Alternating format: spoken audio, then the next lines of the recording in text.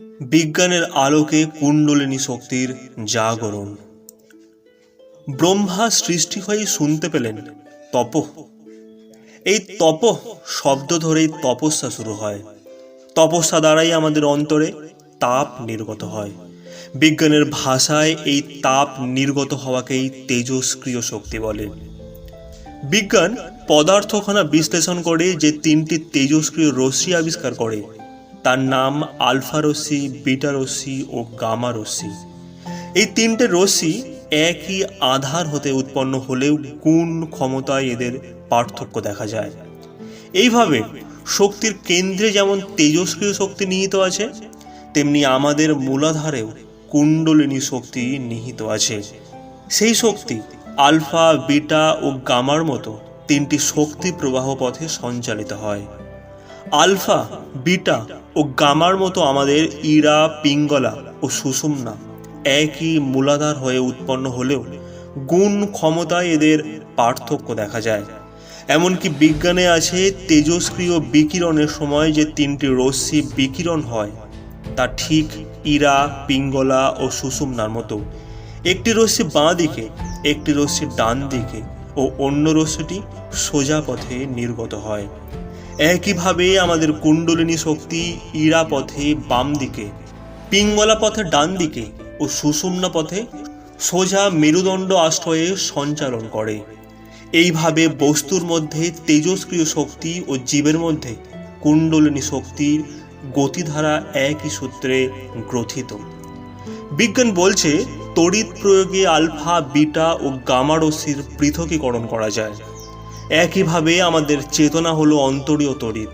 তাকে সচেতনতার সাথে মূলাধারে যুক্ত করলে ইরা, পিঙ্গলা ও সুষুম্নার কার্যভেদকে পৃথকীকরণ করে সুষুম্নায় সংযোগ করা যায়।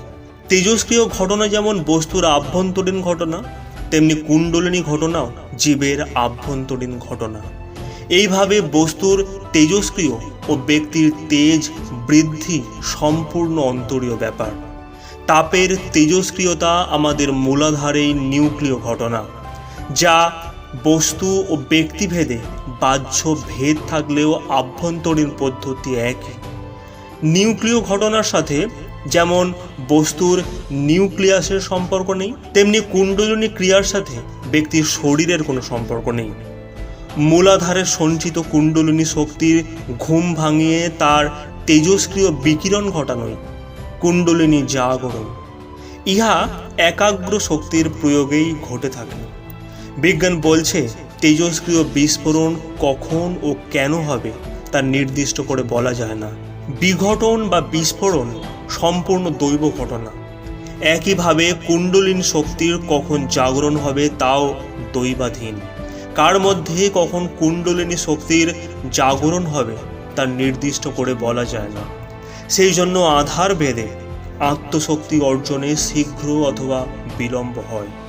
বিজ্ঞানে যেমনি একটা গড় মান নির্ণয় করা হয়, তেমনি আধ্যাত্মে আধার ভেদের যোগ্যতা নির্ধারণ করা হয়। সাধকের প্রবণতা ও কর্মের তীব্রতাই সেই নির্ধারণের সপক্ষে নির্দিষ্ট হয়। একইভাবে যে বস্তুকণার মধ্যে তেজস্ক্রিয় মৌল ভারী বা বেশি, সেই কেন্দ্র বা আধারের বিস্ফোরণ ঘটানো অনেক সহজ। যেমনি নিরপেক্ষ নিউট্রন কণার মধ্যে শক্তি বেশি থাকে, তেমনি বৈরাগ্যবান ব্যক্তি হলো নিউট্রন বা নির্লিপ্ত সত্তা। পরমাণু কেন্দ্রে ইলেকট্রন নিস্তড়িত হলেও ভর শক্তিতে প্রোটনের সমান। তাই নিরপেক্ষ শক্তি প্রয়োগ ক্ষেত্রে নিরপেক্ষ থেকে সমন্বয় শক্তি গঠন করতে পারে।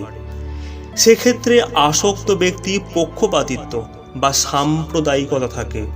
তাই বিজ্ঞানের মতো বৈরাগ্যবান ব্যক্তিকে কুণ্ডলিনী জাগরণ বা আত্মবিস্ফোরণের ক্ষেত্রে উপযুক্ত ধরা হয়। বৈরাগ্যবান ব্যক্তি বাহ্য ব্যাপারে নির্লিপ্ত থাকলেও আসক্ত ব্যক্তি হতে বাহ্য ব্যবহারে আরও উপযুক্ত। যেমন নিউট্রন নিস্তড়িত হলেও ভর শক্তিতে প্রোটনের সমান। নিউট্রন নিস্তড়িত বলেই নিউক্লিয়াসের তড়িৎ দ্বারা আকর্ষিত হয় না। নিরপেক্ষ থেকে সরাসরি নিউক্লিয়াসে আঘাত হানতে পারে। যেমনি নিউট্রন নিরপেক্ষ থেকে সরাসরি নিউক্লিয়াসে আঘাত হানতে পারে, তেমনি নির্লিপ্ত চেতনা জাগতিক আসক্তি দ্বারা আকর্ষিত নয় বলে নিরপেক্ষ থেকে সরাসরি মূলাধারে যুক্ত হতে পারে, যা আসক্ত ব্যক্তির ক্ষেত্রে একাগ্র থাকা সম্ভব হয় না। নিউট্রন কণা যেমনি নিউক্লিয়াসের মধ্যে ঢুকে প্রচণ্ড আলোড়ন সৃষ্টি করে, তেমনি নিরপেক্ষ একাগ্র চেতনা কূটস্থে যুক্ত হয়ে আলো বিকিরণ বা জ্যোতি দর্শন ঘটায়। এই পদ্ধতিতে যেমন বিজ্ঞানে অল্প সময়ে প্রচুর পরিমাণে শক্তির উদ্ভব হয়, তেমনি আধ্যাত্ম সাধনায় শীঘ্র কুণ্ডলিনী জাগরণ বা চেতনার চৈতন্য লাভ হয়। পরমাণুর নিউক্লিয়াস নিস্তড়িত নিউট্রন ও পজিটিভ প্রোটন দ্বারা গঠিত। নিউট্রন ও প্রোটনকে একত্রে নিউক্লিয়ন বলে। বিজ্ঞান বলছে এই নিউক্লিয়নগুলি এক অদৃশ্য শক্তি প্রচণ্ডভাবে আবদ্ধ করে রেখেছে। বিজ্ঞানের নাম দিয়েছে মেসন। একইভাবে ব্যক্তি চেতনা তার মূলাধারে আসক্ত বা নিরপেক্ষ যাই হোক, সেই ব্যক্তি সত্তাকে এক অদৃশ্য সমষ্টি সত্তা পরিচালনা করে। আধ্যাত্মে এর নাম চৈতন্য শক্তি। মেসন শক্তি যেমনি নিউক্লিয়াসের ভিতরে আদান প্রদানের ফলে সর্বদা গুণ পরিবর্তনের মতো নিউট্রন ও প্রোটন নিউট্রনে পরিণত হয়, তাই নিউক্লিয়নগুলির প্রোটন ও নিউট্রন সত্তা স্থায়ী নয়। কিন্তু মেসন শক্তি হল নিরপেক্ষ তড়িৎ। এই শক্তি নিউট্রন ও প্রোটনের সমভাবে ক্রিয়া করে। একইভাবে ব্যক্তির মূলাধারস্থ চেতনা একভাবে থাকে না। কখনো চেতনায় আসক্তি প্রকাশ পায়, আবার কখনো নিরাসক্তি প্রকাশ পায়। এইভাবে ব্যক্তি চেতনা পরিবর্তনশীল হলেও সমষ্টি চৈতন্য সত্তা ব্যক্তি ক্ষেত্রে সূর্যের মতো নিরপেক্ষ সহায়ক। সূর্যরশ্মি যেমনি ব্যক্তিভেদে আলোদান করে না, তেমনি চৈতন্য সত্তা ব্যক্তি ক্ষেত্রে নিরপেক্ষ সহায়ক। সেই জন্য ব্যক্তি চেতনা চৈতন্য শক্তি লাভ না করলেও অন্তরে স্থির থাকতে পারে না। গুণাতীত সমষ্টিগত চৈতন্য তার সাময়িক একক শক্তির দ্বারা সমস্ত ব্যক্তিগত গুণময় সত্তাগুলিকে নিরপেক্ষ ও সমভাবে শক্তি যোগায়। কেবল পরমাণু গঠনের তারতম্যে যেমনি পদার্থ গঠন ভিন্ন হয়, তেমনি ব্যক্তির গুণগত স্বভাবের তারতম্যের চৈতন্য চেতনার মধ্যে প্রতিফলিত হয়। সূর্যরশ্মি যেমনি মাটি, জল ও আয়নায় সমভাবে বিকিরণ হলেও বস্তু অনুযায়ী প্রতিফলিত হয়, তেমনি ব্যক্তির আধার অনুযায়ী শক্তি গ্রহণ ও বিকিরণ হয়। তবে আধার পরিবর্তনের ক্ষেত্রে বিজ্ঞানের মতো দুটি উপায় আছে। এক, অস্থায়ী রাসায়নিক পরিবর্তন এবং দুই, তেজস্ক্রিয় পরিবর্তন। রাসায়নিক পরিবর্তন হলো বিক্ষিপ্ত চেতনার নির্দিষ্ট শুভ ক্রিয়া। এতে ব্যক্তি তৎক্ষণাৎ সচেতন হলেও তা স্থায়ী নয়, কারণ তার স্বভাব সাময়িক যুক্ত থেকে আবার বিক্ষিপ্ত হয়। আর বিস্ফোরণ এক নয়, বিক্ষিপ্ত হলো সীমাবদ্ধ প্রকাশ ও বিস্ফোরণ হলো অসীমের প্রকাশ। তাই তেজস্ক্রিয় সূত্রের পরিবর্তনে স্বভাবের আমূল পরিবর্তন হয়। সেই জন্য ব্যক্তিগত জীবনের দৈব আঘাতই স্থায়ী পরিবর্তন আনে। তেজস্ক্রিয় আঘাতে প্রচুর শক্তি মূলাধারে উৎপন্ন হয় বলেই তা ফুরিয়ে যায় না, ফলে ব্যক্তির জীবনে আমূল পরিবর্তন হয়। সেই জন্য যার জীবনে যত বেশি ও বড় আঘাত আসে, তার কুণ্ডলিনী শক্তি তত উজ্জীবিত হয়। ছোট ছোট আঘাত সাময়িক পরিবর্তন ঘটালেও তা পরে নিঃশেষ হয়ে যায় বলেই ব্যক্তির সচেতনতা স্থায়ী হয় না। একইভাবে সাধনার ক্ষেত্রে ব্যক্তির আধার অনুযায়ী একাগ্রতা, অভ্যাস ও বিক্ষিপ্ততা প্রশ্রয় পায়। যার একাগ্রতা যত বেশি, তার জাগরণ তত স্থায়ী। এইভাবে সাধনা কর্ম হয়ে ও দৈব আঘাত বা কৃপা হয়ে ব্যক্তির আত্মবিস্ফোরণে সহায়ক হয়। শক্তি ও ভর একই সত্তার দুইটি অবস্থা। অবস্থা অনুযায়ী ভরকে শক্তিতে ও শক্তিতে ভরে রূপান্তরিত করা যায়। ভর হলো শক্তির জমাট অবস্থা এবং শক্তি হলো ওই ভরেরই বাহ্য বিকাশ। তাই একাগ্রতা দ্বারা তাপ বা তপস্যা বৃদ্ধি করে ব্যক্তির মধ্যে শক্তি সঞ্চয় করা যায়। শক্তি বা ব্যক্তি চেতনাকে অন্তর্মুখী কেন্দ্রে সরবরাহ করলে ওই কেন্দ্রের ভর শক্তি বৃদ্ধি পায়, ফলে ওই নির্দিষ্ট কেন্দ্রে চেতনাবোধ জাগ্রত হয়।